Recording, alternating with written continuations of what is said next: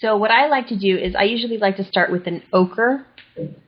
And I'll start over here. Let's try this color here. It's kind of a mid value. It's on the lighter side. But I'm going to use a slightly larger brush. Let's try a 35. And let's begin to lay this in.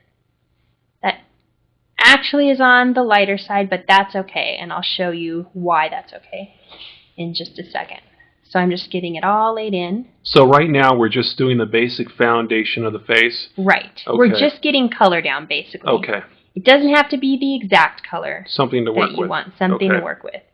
So that the way I generally work is I like to have layers of color still visible underneath each consecutive layer that I create. Mm-hmm.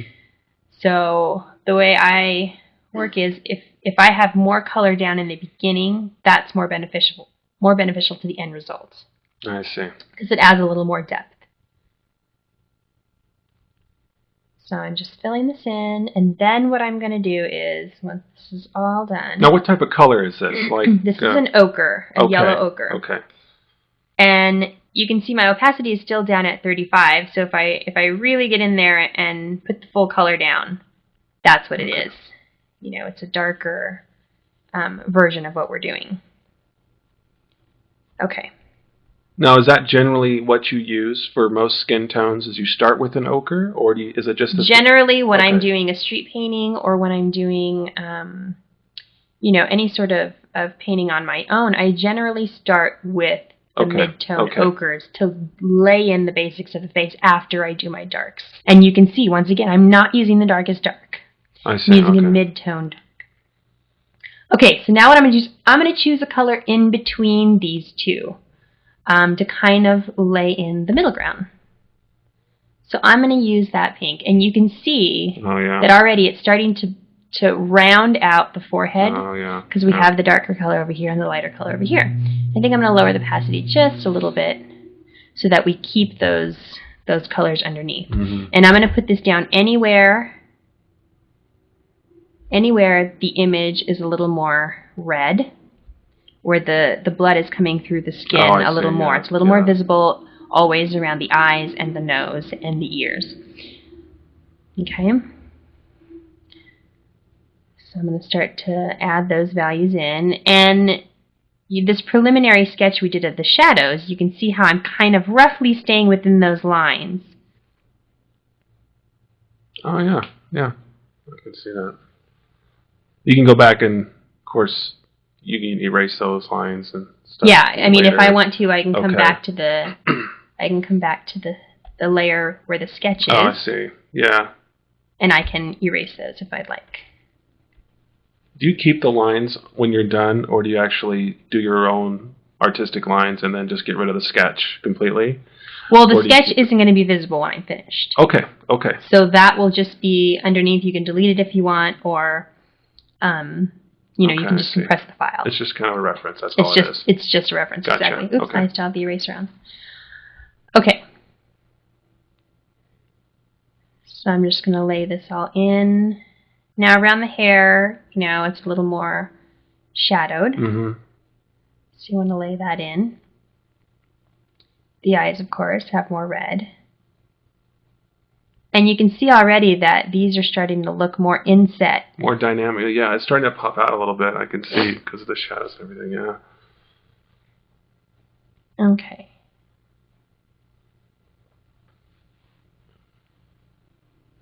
So now that we have... Okay, all those basically laid in. Well, let's do a little on the ear over here, just so that it ties in with the face. And we want to make sure if in the image we have a face, a neck, an ear, a shoulder, we want to make sure that we're not just working on the face and leaving the shoulders and everything else untouched, because what will happen is we'll work on the face and get this to look really good, but then once we start down here on the neck, the colors are not going to be consistent.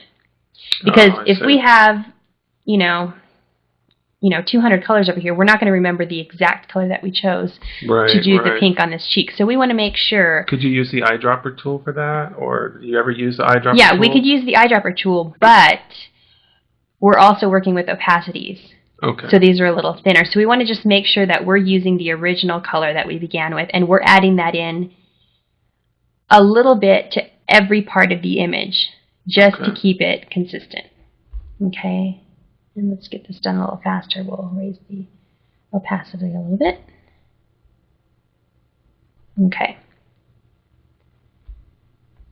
And I just kind of want to give this an overall pinkish glow on her chest and neck. Okay, so I did a little bit larger airbrush. So now you can see everything's kind of blocked in with some sort of color. And once again, it's pretty scribbly. It's not perfect at all. Okay, so now what I'm going to do is you just go back I'm and just going to continue. I'm going to continue to layer. Okay, so now I'm going to continue painting my reds into the skin tones. And if it's easier, we will bring over this image so that you can see what I'm doing. You could just leave it there as a reference. If it doesn't, I guess you just have to. Yeah. So you can see why I'm putting in the pinks where I am. Okay, so you don't really need a really large reference. So even if you have a very small photo, you can still just right. I just kind of want to see where the basic colors lie. And again, I am not being fussy about it. I'm just kind of laying things in. But I think painting is a lot about placement. So you want to make sure that the placement of your color is generally on track, generally where it should be. So now, okay, there we go. So now we have our basic red undertones. And probably a little more than we need. But it's all there, and that'll come through in every consecutive layer that I make. Okay, so that's underneath. It's kind of like, I look at it like glazing in an oil painting. Because when you glaze, you have the colors that you put down first, and those are still visible, and they interact with the colors that you put on top.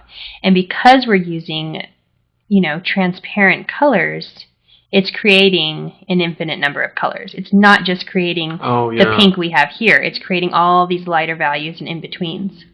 So that's what we want. Blending together. It's all blending together, okay, exactly. Yeah. So now what I can do is, once I have all these laid in, I can come over here and I can choose a lighter color for my highlighted areas. And I can begin to put those in. And that's probably a little bit too pink. So we'll choose something like a lighter ochre. And we'll raise the opacity of that.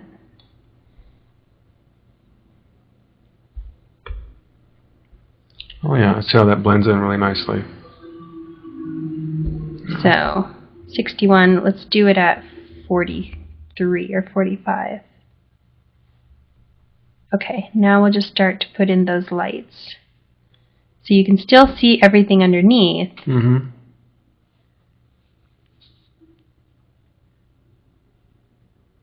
But we're starting to get the structure of the face. Oh yeah, I see that now.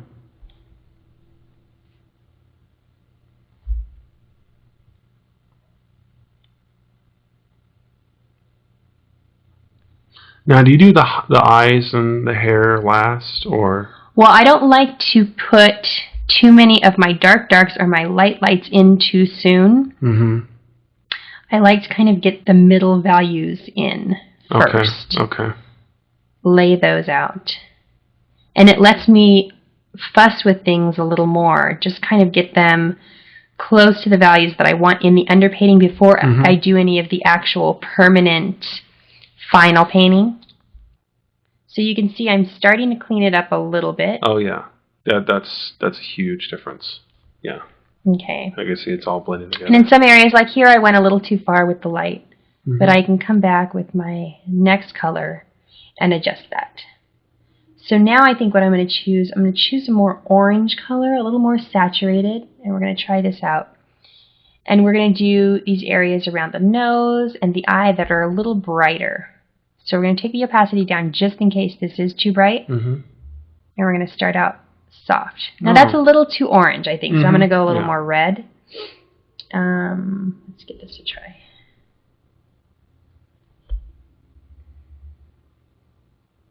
And it's okay to undo. It's okay to undo, okay, exactly. Yeah.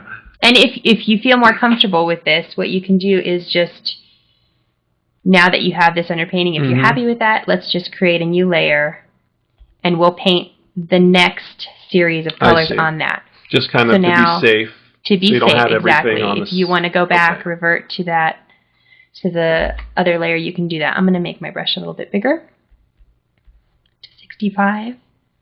And now I can get these larger areas. And you can see I'm going a little dark, but that's okay because the color is going to come through, you know, when I put the lighter layer on top.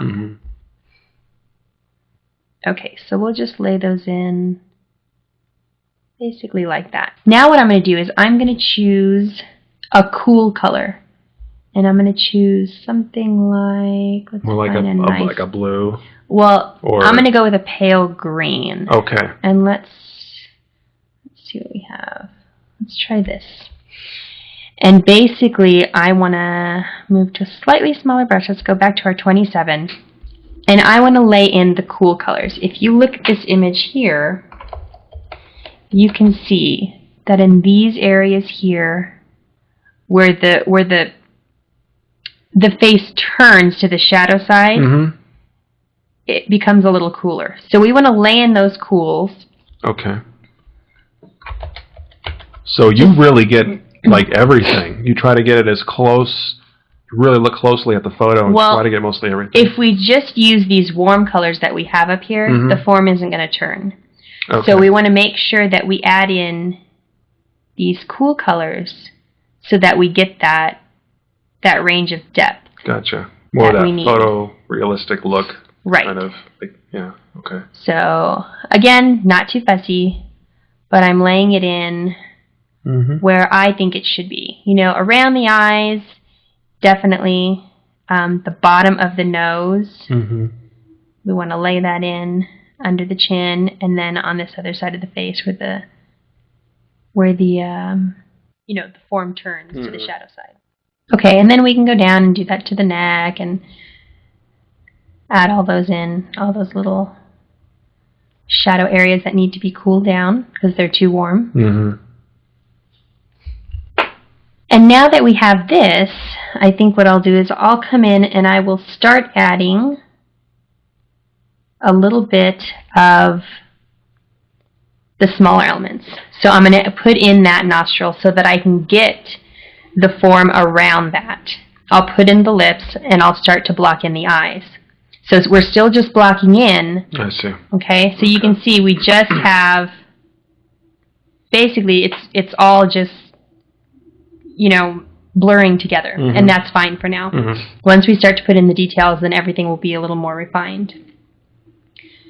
So I'm going to choose a deeper red and a smaller brush.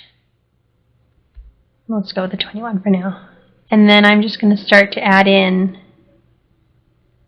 these little details that we need.